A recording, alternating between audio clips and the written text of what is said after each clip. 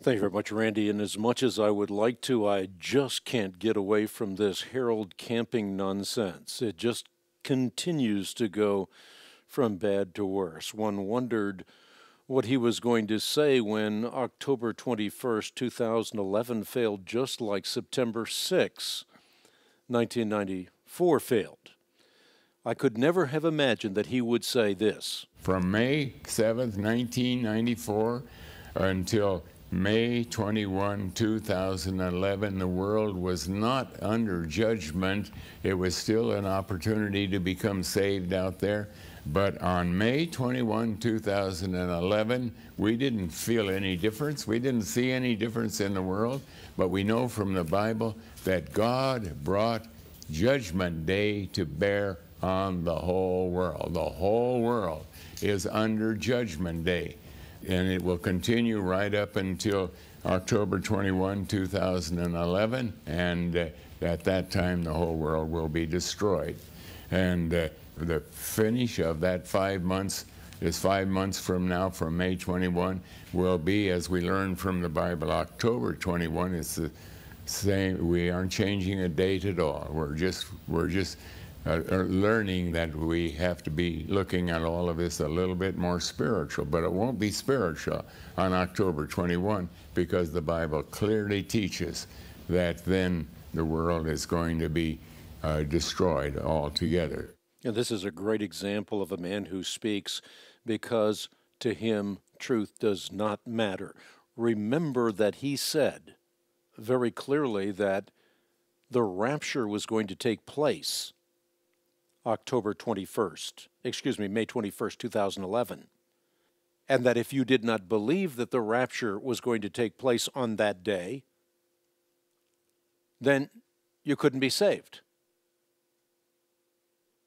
Now he's changing the tune and saying it was all spiritual, very much like the Jehovah's Witnesses changed their tune, and saying we were right all along, but now the emphasis is on the fact that the entire world will be destroyed October 21st this year. This is an example of, quite frankly, a madman talking. And the sad thing is that too many people buy into the words of the madman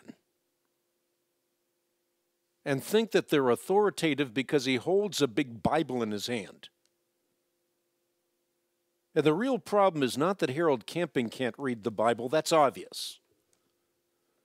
The real problem is that people by the thousands fall for his misreading of the Bible and then make life decisions based on his misreading of the Bible.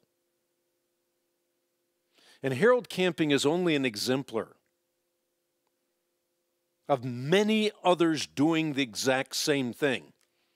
Maybe their words and their chronology is a little different, but they're doing essentially the same thing. They're date setting. And Jack Van Impe now looms on the horizon, using even the Mayan calendar as substantiation for his date setting. And we have 2012 out there, we have 2014 out there. Myriad dates will come and go. But let me promise you one thing. We do not know when Jesus will return. That's the end of the story. The Bible does not give us any parameters. There's nothing in the Bible that we can look at as a marker.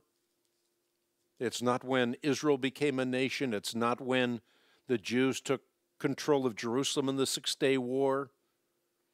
It's not defined by changing how many years are in a generation. All of that is nonsense.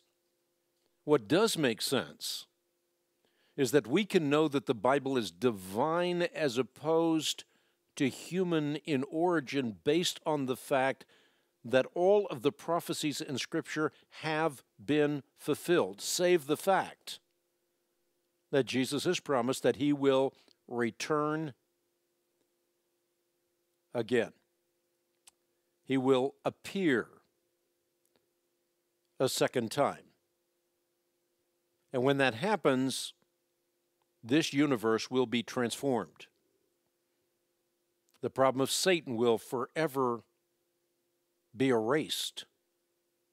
He will be a non-factor. And we will have resurrected bodies. I think we should stick with the plain and main things of Scripture in this regard. Jesus couldn't have said it any more clear. Do not be amazed at this. A time is coming when all who are in the grace will come out. Some will rise to live, and some will rise to be eternally condemned. That is yet future. I've written about this. Again, it's appropriate that we're talking about a little booklet called Jesus, the Superstar of Biblical Prophecy, because here you can see why you can trust the Bible properly read, and how only Jesus Christ can emerge through the doorway of biblical prophecy, and you can remember it and use it to demonstrate that the Bible is eerily relevant today. So on the one hand, you have people like Harold Camping and Jack Van Impe and the like marginalizing the Bible. What this booklet will do is ground your faith. And again, all this month available for your gift to a ministry that does what she does because truth matters.